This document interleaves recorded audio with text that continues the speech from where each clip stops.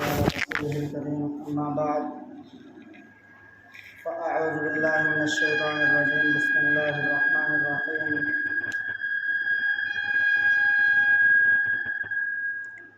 ربنا وابعث فيهم رسولا منهم يتلو عليهم آياتك ويعلمهم الكتاب والحكمة ويزكيهم إنك أنت العزيز الحكيم صدق الله العظيم۔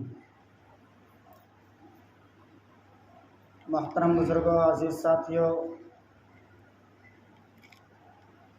اللہ تبارک و تعالیٰ کے کلام مجید کی جو آیت کریمہ تلاوت کی ہے، پچھلے جمعے میں نے کہا تھا کہ اللہ کے رسول صلی اللہ علیہ وسلم کی سیرت بیان کرنے کا جو موضوع چلا ہوا ہے وہ انشاءاللہ بہت مختصر الفاظ میں مکمل آپ کے سامنے موجود ہوگا ایک دن۔ تو میں نے وہی آیت پڑھی کہ حضرت ابراہیم علیہ السلام نے جو فرمایا تھا ربنا وبعث فیہم رسولا منہم، کہ اے میرے اللہ، اے میرے رب، تو نے جو امتحانات لیے میں کامیاب ہوا، اور تو نے جو امتحان میرے لینے چاہے میں نے جیسا تو نے چاہا ویسا کر دکھایا۔ اللہ تو نے خواب کے ذریعے بھی امتحان لینا چاہا۔ لوگوں نے تو کہا کہ خواب ہے، کوئی باپ اپنے بیٹے کو ذبح نہیں کیا کرتا، خواب ہے، لیکن اللہ میں نے تو خواب آپ کی طرف سے دیکھا تھا اس لیے وہ بھی کر دکھایا، اسے بھی میں نے یہ نہیں سوچا کہ خواب ہے، اللہ کی وحی تو نہیں ہے، کیونکہ قربانی کا جو موقع ہے وہ وحی نہیں اتری تھی۔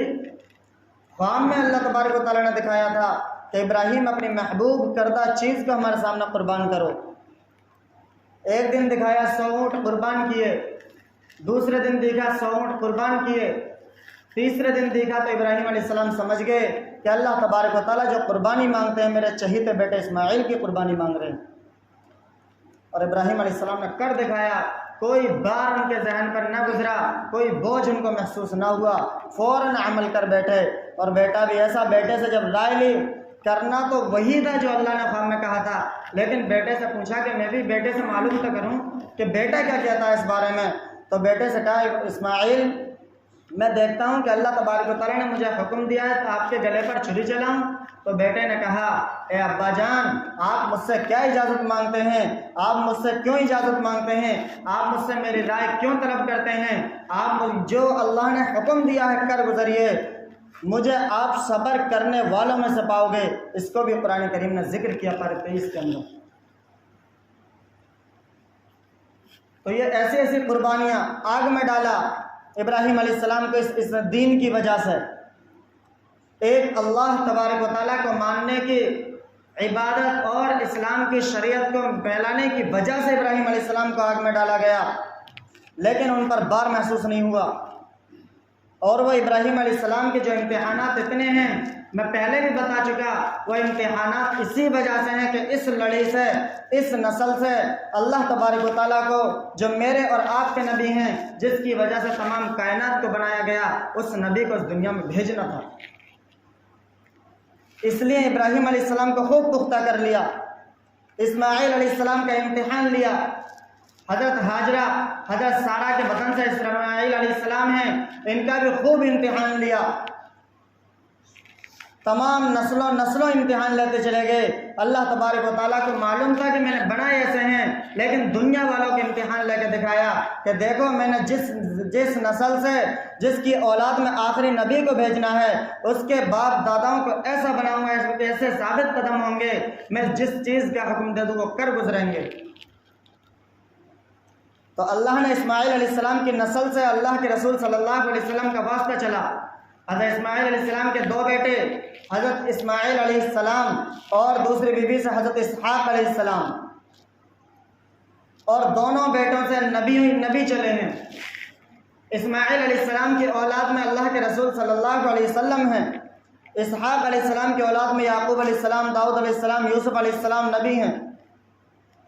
تو ہمارے نبی صلی اللہ علیہ وسلم جس خاندان سے ہیں وہ اسماعیل علیہ السلام کی نسل ہے، تو حضرت ابراہیم علیہ السلام نے اس وقت دعا فرمائی ربنا وبعث فیہم رسولا، اے اللہ تو نے جو امتحانات لیے میں نے تیرے لیے، تو نے جو کہا میں کر گزرا، تو نے کہا بیٹے کو بیابان جنگل میں چھوڑ دو، میں نے بیابان جنگل میں چھوڑ دیا، پرواہ نہ کی کہ میرے بیٹے کا کیا ہوگا، میری بیوی کا کیا ہوگا، یہ بیٹا دودھ پیتا بیٹا ہے، اس کی کیسے زندگی گزرے گی، یہ تو پانی کے لیے ترسے گا، یہ کھانے پینے کے لیے ترسے گا، کیونکہ جہاں آج مکہ شہر ہے وہاں کوئی آبادی کیا کوئی چڑیا بھی نہیں رہا کرتی تھی، اتنی ویرانی پہاڑی علاقہ، شیر چیتے جانوروں کا علاقہ تھا۔ تو اسماعیل علیہ السلام کو چھوڑ گئے اور بی بی ہاجرہ کو بھی چھوڑ گئے اور کوئی پرواہ نہ کی، کوئی اف تک نہ کی، کوئی ذہن میں آثار پیدا نہ ہوئے کہ میں اپنے بیٹے کو چھوڑ رہا ہوں اس کا کیا ہوگا۔ اللہ تو نے حکم دیا میں کر گزرا، اللہ تو نے حکم دیا جب میرا بیٹا 7-8 سال کی عمر کو پہنچا، جب میرے کام آتا اور میرے بڑھاپے میں میرے کام آتا، تو نے حکم دیا قربان کر دے، میں قربانی کے لیے چل پڑا، میں نے اف تک نہ کیا، میں نے سوچا بھی نہیں کہ میں بوڑھا باپ ہو چکا ہوں، میری عمر 95 سال کے قریب تر ہے اور میں اپنے بیٹے کو ذبح کرنے جا رہا ہوں، تو بتاؤ میرے بڑھاپے میں ساتھ کون دے گا، میرا بڑھاپے کا ساتھی کون بنے گا۔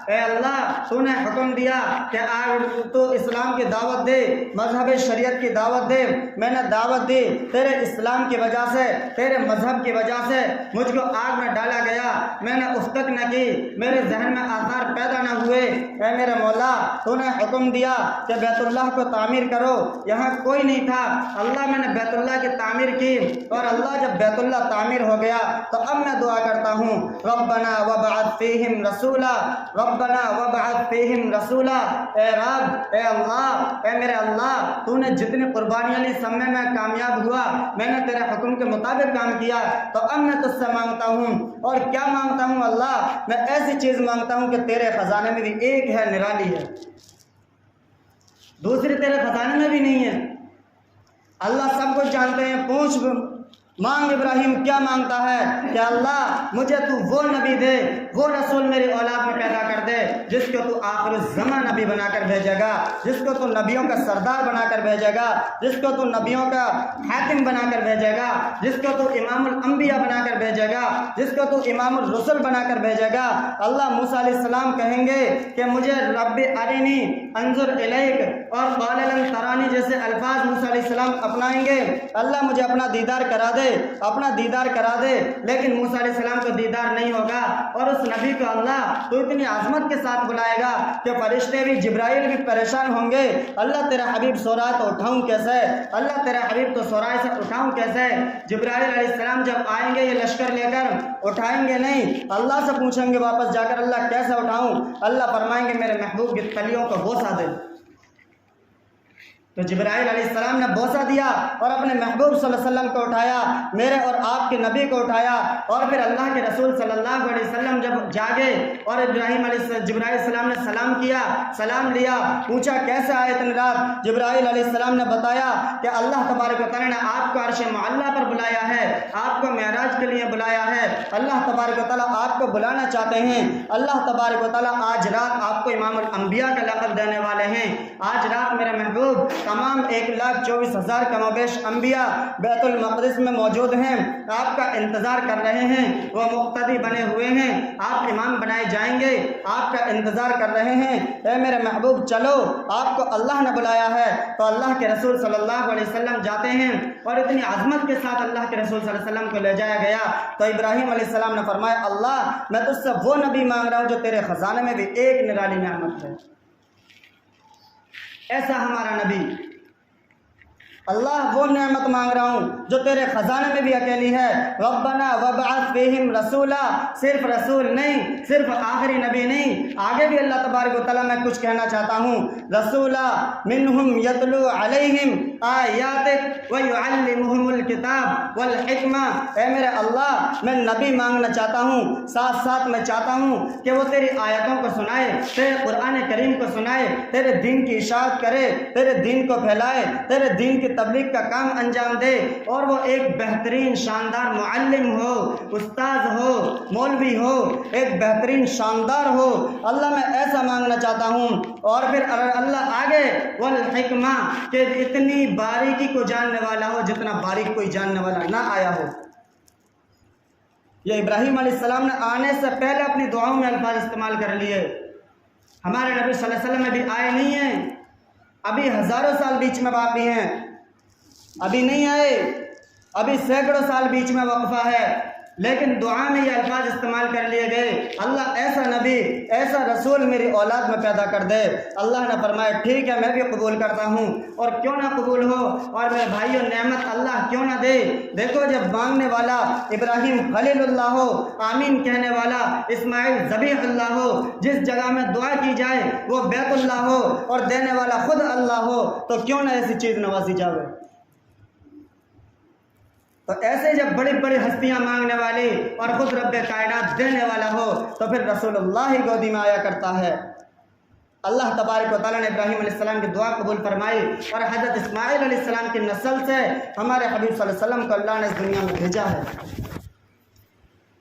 تو میرے بھائیوں، یہ ہمارے نبی صلی اللہ علیہ وسلم کی سیرت کے پہلو ہیں. اب اللہ کے رسول صلی اللہ علیہ وسلم بہت مختصر چھوڑتے ہوئے کہ اللہ کے رسول صلی اللہ علیہ وسلم کے پردادا ہاشم، یہ ہاشم ان کا نام نہیں ہے، ہاشم کہتے ہیں عربی میں اس کو جو شوربے میں ڈبو کر روٹی کھائے. تو اللہ کے رسول صلی اللہ علیہ وسلم کے پردادا ہاشم کو بہت زیادہ یہ پسند تھی کہ شوربے میں بھگو کر روٹی کھاتے تھے، اور اس کو عربی میں فرید بھی کہا جاتا ہے. یہ کھایا بھی کرتے تھے اور کھلایا بھی کرتے تھے، اور یہ مشہور تھا پورے مکے میں، اور یہ مشہور تھا اس وجہ سے ان کو لوگ ہاشم کہنے لگے، ان کا اصل نام ہی گم ہو گیا.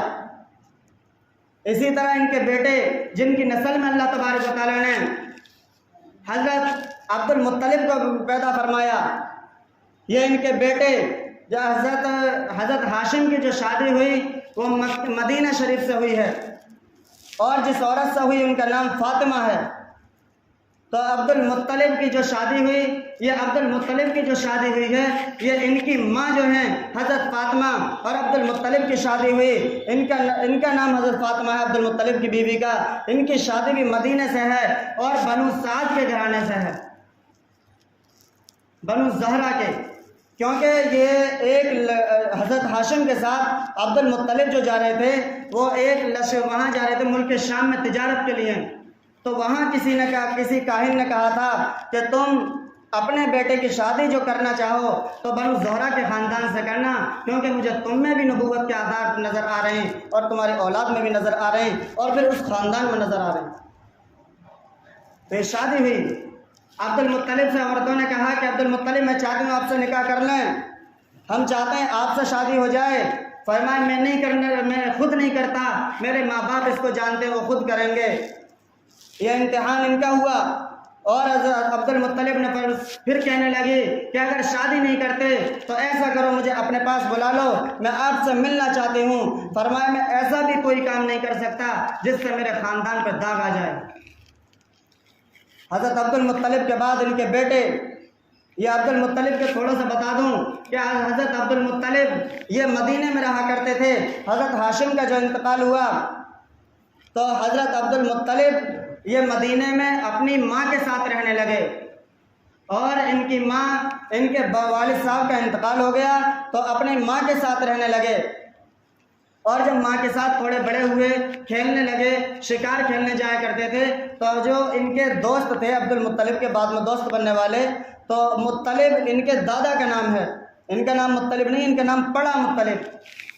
تو مطلب جو نام تھا، ان سے ان کے دوست نے آ کر کہا کہ تم اپنے بھتیجے کی خبر گیری نہیں کر سکتے، تم کیسے چاچا ہو ان کے، تم ان کی خبر گیری کرو، ان کا ذرا دھیان تو رکھو، آپ کا بیٹا وہاں ویران سے گھومتا ہے. تو عبد المطلب نے سوچا کہ آج کے بعد ایسا نہیں ہو سکتا کہ میں اپنے بھتیجے کو اپنے پاس نہ لے آؤں، اور جب تک سکون سے نہیں بیٹھوں گا. تو یہ مطلب گئے اور ان سے کہا جا کر مدینہ میں، ان کی والدہ سے، والدہ نے انکار کیا، انہوں نے بہت ضد کی. تو رشتہ داروں نے اور والدہ نے آپس میں مشورہ کیا کہ یہ بڑے لوگ ہیں، چھوٹے لوگ نہیں ہیں، ان کے یہاں پڑھائی کا زیادہ دھیان رکھا جائے گا، بچہ بھی اچھا بنے گا، تو چلو مطلب کو ان کے یہاں بھیج دو. اور ان کا نام شیبہ تھا، اور شیبہ نام اصل میں ان کے پیدائشی بال کچھ سفید تھے، اور جس کے بال سفید ہوں اسے شیبہ کہا جاتا ہے، وہ بوڑھا ہو جوان ہو. تو ان کے شروع سے ہی نام شیبہ پڑ گیا. تو جب مطلب ان کو لے کر آئے مدینہ شریف مکہ شریف میں تو اونٹنی پر سوار تھے. لوگوں نے دیکھا تو لوگ تو نہیں جانتے تھے ان کا بھتیجا ہے, تمام لوگ تو نہیں جانتے تھے, کوئی ایک آدھ جانتا ہو. تو لوگوں نے کہا کہ یہ عبد المطلب آ رہا ہے, مطلب عبد کے معنی غلام, کہ مطلب کا غلام آ رہا ہے. تو ان کا نام شیبہ گم ہو گیا اور عبد المطلب رکھ دیا گیا, اور عبد المطلب سے لوگ جاننے لگے. تو ان کی نسل میں اب ان کو لوگوں نے دیکھا کہ یہ بڑے لوگ ہیں, لیڈرشپ والا کام کر سکتے ہیں, یہ سیاستدان والا کام کر سکتے ہیں, یہ ہمیں عقل اور ہنر کے ساتھ بہت سمجھدار لگتے ہیں, بہت حکمت والے لگتے ہیں. تو لوگوں نے انہیں کعبے کی چابیاں پکڑا دی اور کعبے کی تولیت کا انہیں حکم دے دیا, انہیں کعبے کا متولی بنا دیا کہ اب تمہارے حال میں ہے اور تمہارے قبضے میں ہے کعبے کا, اس کا دھیان تمہیں رکھنا ہے.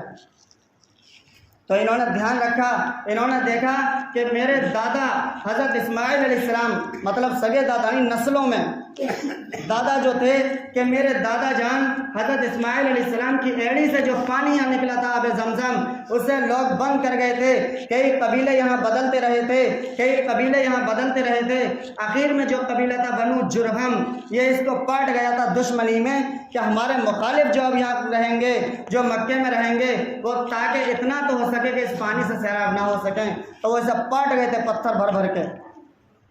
تو انہوں نے عبد المطلب نے کہا کہ میں اس کنویں کو کھودوں گا, اس سے پانی نکالوں گا. تو انہوں نے اس کی کوشش کرتے, کبھی کہیں کھودتے کبھی کہیں کھودتے, پکا معلوم نہیں تھا نشان کہاں ہے, کوئی نشان باقی نہ رہا تھا. تو کوشش کرتے رہے. ایک بیٹا اس وقت حارث تھا, لوگوں سے کہا کہ آپ میری خدمت کریں, میرے ساتھ دیں, میری مدد کریں تاکہ ہم پانی نکال دیں, ہمارے آنے والی نسل پانی پی کے ہمیں ثواب ہی ملے گا, گناہ نہیں ملنے گا. کوئی دعا نہ دے تو بد دعا نہیں دے گا. لیکن لوگوں نے ساتھ نہ دیا, الٹا مذاق بنایا کہ مختلف جگہ نشان پتہ کوئی نہیں, تو اسے کھودے گا کیا پورے مکے میں سمندر بنائے گا. لوگوں نے مذاق بنانا شروع کیا. انہوں نے اللہ کے سامنے ہاتھ پھیلا دیا, اللہ تو نے مجھے ایک بیٹا دیا ہے حارث, کاش کہ میرے 9-10 بیٹے اور ہوتے تو میں ساروں کو اپنے ساتھ لگاتا اور یہ کنواں کھودتا, اس سے اپنے دادا جان کی ایڑی سے نکلا ہوا پانی باہر نکال دیتا. ربا تو مجھے اولاد دے دے. تو اللہ نے ان کو 10 بیٹے اور دیے. ان 10 بیٹوں میں حضرت عبداللہ رضی اللہ تعالیٰ عنہ بھی ہیں, اور حضرت حارث ان دو سے بے حد پیار کرتے تھے. حضرت عبداللہ ایسے پیارے, ایسے خوبصورت تھے کہ ان سے جو دیکھتا تھا وہی پیار کرتا تھا, چاہے کوئی بھی دیکھ لے. اور کیوں نہ ہوتے, آخری نبی صلی اللہ علیہ وسلم کے باپ بننے والے تھے. تو اتنے پیارے بیٹے تھے, لوگ ان سے پیار کیا کرتے تھے, ان سے محبت کی نظر سے لوگ دیکھا کرتے تھے, ان سے جو بھی دیکھتا وہ محبت کیا کرتا تھا. تو جی انہوں نے یہ منت مانی تھی, اللہ تو مجھے اولاد دے دے, اب اگر میں نے کنواں کھود دیا اور میرا کام پورا ہو گیا تو میں اپنے 10 بیٹوں میں سے ایک کی قربانی کروں گا. اب جب کنواں کھود گیا, سارے کام ہو گئے, کنواں کھود گیا, تو انہیں اپنی قسم یاد آئی کہ میں نے ایک بیٹے کی قربانی کی منت مانی تھی اللہ سے, اب اپنے بیٹے کو ذبح کرتا ہوں. کون سے بیٹے کو ذبح کروں؟ اب کاغذ کا قرعہ کہا جاتا تھا اس وقت میں, یعنی کاغذ کی پرچی اٹھائی اور پرچیوں پہ سارے بیٹوں کے نام لکھے اور پرچیاں ڈالی, پھر اس میں سے اٹھائی بیٹے کا نام عبداللہ. اب تمام مکے کے بڑے بڑے خاندان کھڑے ہو گئے کہ ہم حضرت عبداللہ کو نہیں قتل ہونے دیں گے. تم اپنی قسم کو جھوٹی ثابت کرو, تم اپنی قسم توڑ دو, ہم حضرت عبداللہ کو نہیں قتل ہونے دیں گے. اور یہ مکے کے لوگ نہیں تھے, یہ اللہ بھیجنے والا تھا, اللہ کو حفاظت کرنی تھی. ورنہ اللہ نے اسماعیل علیہ السلام کی بھی قربانی مانگی تھی, اسی نسل سے اللہ کے رسول صلی اللہ علیہ وسلم ہیں. یہ اللہ نے شروع سے دھیان رکھا تھا اس کا, اور اسی نسل سے ہیں. حضرت ابراہیم کو آگ میں ڈالا گیا, ایسی آگ کے اوپر سے اڑنے والا پرندہ بھی جل کر راکھ ہو کر نیچے گر جائے, لیکن ابراہیم علیہ السلام کا ایک رونگٹا نہ جلا. ایسی آگ میں اللہ تبارک و تعالیٰ نے ڈالا, لیکن نسل در نسل ایسے واقعات آتے رہے. پھر بھی اللہ تبارک و تعالیٰ جو چاہتا ہے وہ کر دکھاتا ہے. اللہ جو چاہتا ہے وہ کرتا ہے, اور جو چاہتا ہے وہ کرتا ہے, جو چاہے گا وہ کرے گا. دنیا میں کوئی طاقت نہیں ہے جو اس کے حکم کو روک سکے اور ٹال سکے. تو اللہ نے ایسی نسلوں میں پرورش فرمائی. وقت بہت زیادہ ہو رہا ہے, اس سے آگے انشاءاللہ اگلے جمعے میں ہے. لیکن اصل مطلب یہی ہے کہ میں آپ کو یہ بتلا دوں گا کہ یہ دہشت گرد لوگ جو ہمارے نبی صلی اللہ علیہ وسلم کو نشانہ بنا رہے ہیں، آپ اپنے ذہن میں پوری سیرت کو بچا لینا اور رچا لینا کہ ہمارے نبی صلی اللہ علیہ وسلم ایسے نہیں تھے جو تم کہتے ہو کہ اللہ کے رسول صلی اللہ علیہ وسلم نے جنگ کا میدان سجایا تھا۔ ایسا نہیں ہے۔ اللہ کے رسول صلی اللہ علیہ وسلم نے مذہب اسلام تلوار کے زور پر نہیں پھیلایا ہے۔ اللہ کے رسول صلی اللہ علیہ وسلم نے محبت پیار دیا ہے۔ اللہ کے رسول صلی اللہ علیہ وسلم نے امن و آشتی کا سبق سکھایا ہے۔ یہ تاریخ تو ہٹلر کی ہے کہ بچوں کو ذبح کر دیا جائے، یہ تاریخ تو فرعون کی ہے کہ موسیٰ علیہ السلام دنیا میں نہ آئیں، اس وجہ سے 90,000 بچوں کا قتل کرا دیا جائے۔ یہ تاریخ تو نمرود کی ہے کہ ابراہیم علیہ السلام اس دنیا میں نہ آئیں، تقریباً 99,000 بچوں کا قتل کرا دیا جائے۔ اور اس دور کے تاریخ ایسی لکھی جاتی تھی، لکھی نہیں جاتی تھی صحیح سے، لیکن پھر بھی لوگ کہتے ہیں کہ ندی اور نالے ہمیں سرخ نظر آتے تھے، پانی دیکھنے کو نہیں ملا کرتا تھا۔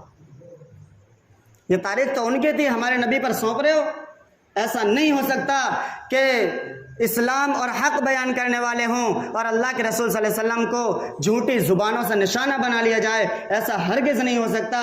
یہ دور آتا رہا کہ لوگ برائی کرتے رہے اور حق والوں کی ہمیشہ برائی ہوتی رہی ہے، لیکن حق والے بڑھتے رہے۔ حق دھیمی چال چلتا ہے اور جھوٹ ایک ساتھ چلتا ہے، لیکن وہ ایک ساتھ دب جاتا ہے، حق دبا نہیں کرتا، حق چلتا رہتا ہے۔ حق کی پہچان یہ ہے، دھیرے چلتا ہے لیکن چلتا ہے۔ حضرت مولانا مسیح اللہ خان صاحب رحمۃ اللہ علیہ، ایک شخص بہار کا رہنے والا تھا، کہنے لگا حضرت اللہ کے رسول صلی اللہ علیہ وسلم کو مکے میں پیدا فرمایا اللہ نے، ہمارے بہار میں پیدا کر دیتے تو ہم تو اللہ کے رسول صلی اللہ علیہ وسلم کی بہت جلدی بات مانتے۔ وہاں کے لوگ تھے، اللہ کے رسول صلی اللہ علیہ وسلم کے پتھر مارے، تکلیفیں پہنچائیں اور طرح طرح کی گالیاں گلوچ دیں، اور اللہ کے رسول صلی اللہ علیہ وسلم کتنی تکلیفیں پہنچائیں۔ ہمارے بہار میں پیدا ہوتے ہم فوراً اپنے نبی کی بات مان لیتے۔ تو حضرت مولانا مسیح اللہ خان صاحب رحمۃ اللہ نے جواب دیا کہ کھوٹا دیر میں گڑتا ہے لیکن مضبوط گڑتا ہے، کہ ان لوگوں نے تکلیفیں پہنچائی ہیں پھر اسلام قبول کیا ہے تو ان کے اندر اسلام اور مذہب یعنی شریعت مضبوط ہے اور اندر ان کے دلوں میں رچی بسی ہوئی ہے، انہوں نے مضبوط پکڑی۔ تم فوراً قبول کرتے تو ہو سکتا تھا فوراً چھوڑ کے چاول دھیان رہتے۔ یہ انہوں نے مزاحانہ آگے الفاظ فرمایا۔ تو میرے بھائی، اللہ کے رسول صلی اللہ علیہ وسلم کی سیرت ہے۔ اب ہمیں چاہیے کہ ہم اپنے پاس زیادہ نہیں 5 منٹ کا وقت نکال لیں، مدرسے میں جائیں، ہم اللہ والوں سے، ہم عالم دینوں سے، ہم مولوی، ہمارے مدرسے میں 2 مولوی موجود ہیں الحمدللہ، لیکن ہمیں فرصت نہیں کہ ہم ان سے جا کے کچھ بات پوچھ سکیں، ہمیں فرصت نہیں کہ ہم ان سے کوئی مسئلہ دریافت کر سکیں، ہمیں فرصت نہیں کہ ہم ان سے کوئی اللہ کے رسول صلی اللہ علیہ وسلم کی تعریف کی بات سن سکیں۔ ہمارے پاس وقت نہیں ہے کہ اگر ہمیں پتہ ہے کہ شام 17 رکعتیں ہیں ہم سن چکے ہیں، لیکن یہ نہیں پتہ رکعتیں کون کون سی ہیں، کیا کیا ہیں۔ ہمیں یہ نہیں پتا کہ ہم رکوع میں جائیں گے تو ہماری نماز ہوگی نہیں ہوگی۔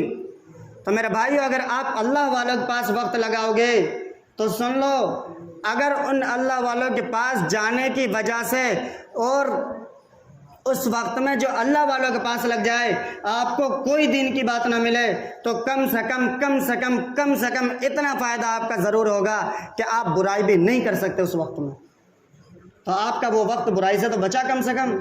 اور یہ بھی ہمارے لیے بہت بڑی غنیمت ہے کہ ہمارا وقت بھی برائی سے بچ جائے۔ تو میرے بھائیو، یہ اللہ کے رسول صلی اللہ علیہ وسلم کی سیرت ہے جو بیان ہوتی رہے گی اور قیامت تک ہوتی رہے گی، لیکن مکمل بیان نہیں کر سکتے۔ اب اصل یہ ہے کہ مدرسے میں آپ کو معلوم ہے اور شاید کہ کچھ کو نہ بھی معلوم ہو، کیونکہ ہم مدرسے میں جاتے ہی نہیں، ہمیں مدرسے سے تعلق کیا رکھنا، بھلا کہاں جائیں گے مدرسے سے تعلق رکھ کے، ہمارا تو مسجد سے تعلق نہیں رہتا۔ لیکن میرے بھائیو، ایسا نہ کرو۔ ہمارے نبی صلی اللہ علیہ وسلم نے 23 برس تک رو رو کر آنکھیں سرخ کر دی ہماری وجہ سے۔ ہمارے حبیب صلی اللہ علیہ وسلم نے ہماری وجہ سے رو رو کر آنکھیں سرخ کر دیں، لیکن آج ہم اتنے بے وفا نکلے کہ اسی نبی کے طریقے کو توڑا۔ تو ذرا دھیان دو اپنی زندگیوں پر۔ لوگ جو مذہب اسلام کو نشانہ بنا رہے ہیں، جو ہمارے نبی کو نشانہ بنا رہے ہیں، وہ ہمارے حالات کی وجہ سے بنا رہے ہیں، ورنہ ہمارے نبی کو انہوں نے پڑھا نہیں ہے۔ اگر وہ پڑھتے تو سچ کہتے۔ انہوں نے ہمیں دیکھا کہ جب ایسے یہ ہیں تو ایسے ہی ان کے نبی ہوں گے، اس وجہ سے وہ کہنے لگے۔ تو غداری ہماری ہے، سونپی ہمارے نبی پر جا رہی ہے۔ تو ذرا دھیان دو کہ دوسروں کو وہ موقع نہ مل سکے جو ہماری وجہ سے ہمارے نبی کو نشانہ بنایا جائے صلی اللہ علیہ وسلم۔ تو میرے بھائیوں سے پرہیز کرو۔ اب مدرسے میں کام چل رہا ہے، اس لیے جا کر دیکھا بھی کریں کہ آخر مدرسے میں ہو کیا رہا ہے۔ ہمارا مدرسہ، ہم جو ہیں ہم تو باہر گئے تینوں چاروں پڑھانے والے، ہم تو آج ہیں کل چلے جائیں، لیکن آپ کے گاؤں کا مدرسہ ہم جتنی بھی محنت کر لیں، نام آپ کا روشن ہوا کہ مدرسہ سرائے میں ہے۔ تو اس لیے میں یہ نہیں کہتا کہ آپ مدرسے کے لیے اتنا دو اپنے لیے نہ چھوڑو، یہ نہیں کہتا میں، صرف اتنا دو کہ دعاؤں میں ہر وقت مدرسے کو یاد رکھا کرو۔ ہم تو دعا میں تو یاد نہیں رکھتے، البتہ بد دعا میں یاد ضرور رکھ لیا کرتے ہیں، تو اس سے پرہیز کرنا چاہیے۔ یہ اگر ہم عالم دین کے لیے، اللہ والوں کے لیے، اللہ کے گھروں کے لیے، مساجد کے لیے، مدارس کے لیے، خانقاہوں کے لیے دعا نہ کریں تو یہ ضرورت نہیں ہے کہ ان کے لیے دعا کی جائے، یہ ہمارا فائدہ ہے۔ ہم ان کے لیے دعا کریں گے، اللہ تبارک و تعالی ہمیں نوازتا جائے گا۔ ہم ان کی آبادی کی دعا کریں گے، اللہ ہمیں نوازے گا۔ میرے بھائیوں، یہ مسجد تو بنا دی شب بھر میں ایمان کی حرارت والوں نے، من اپنا پرانا پاپی ہے برسوں میں نمازی بن نہ سکا۔ تو ایسی مسجد بھی کوئی فائدہ نہیں رکھتی، وہ مسجد بھی ہمیں بد دعائیں دے رہی ہوتی ہے کہ ہم نے مسجد تو بڑی عالیشان بنا دی۔ اور اللہ کے رسول صلی اللہ علیہ وسلم کے آخر میں ایک حدیث آپ کو سنا دوں، فرمایا پیارے حبیب صلی اللہ علیہ وسلم نے کہ ایک وقت آئے گا کہ لوگ اپنی مسجدوں کو ایسے بنائیں گے کہ کہا کریں گے کہ ہماری جیسی مسجد پورے علاقے میں نہیں ہے، پورے شہر میں نہیں ہے، پوری دنیا میں نہیں ہے، یعنی اسے سجایا بسایا کریں گے، اسے سجایا کریں گے، اس میں پھول پتے لگایا کریں گے، لیکن وہ مسجد ان کو بد دعائیں دے رہی ہوگی اس لیے کہ نماز کے لیے نہیں آیا کریں گے۔ تو کچی تھی مسجدیں تو پکے تھے نمازی، آج پکی ہیں مسجدیں تو کچے ہیں نمازی۔ ہماری مسجدیں بھی پکی ہیں، اور دعا فرمائے اللہ ہمیں بھی پکا نمازی بنا دے، آمین ثم آمین۔ اللہ تعالی ہمیں نیک باتوں پر اور جو کہا سنا گیا اس پر عمل کی توفیق عطا فرمائے، اور پیارے حبیب صلی اللہ علیہ وسلم کی سیرت کو سمجھ کر سن کر اللہ تبارک و تعالی ہمارے دلوں میں جو غلط خیالات آتے ہیں اس کو اس بیان کی برکت سے اللہ دور فرمائے۔ ان نیک سیرت، کیونکہ میں بیان کرنے والا نہیں ہوں، میں تو بہت مختصر سا طالب علم ہوں، لیکن جن الفاظ کو میں بول رہا ہوں، جس ذات کو میں آپ کو بتانا چاہ رہا ہوں کہ وہ ذات کون ہے، وہ ذات بڑی عالیشان ہے۔ اللہ اس ذات کے صدقہ طفیل یعنی پیارے حبیب صلی اللہ علیہ وسلم کے صدقہ طفیل ہمارے گناہوں کو معاف فرمائے، اور ہمیں ہر نیک بات پر عمل کی توفیق عطا فرمائے۔ وآخر دعوانا ان الحمدللہ۔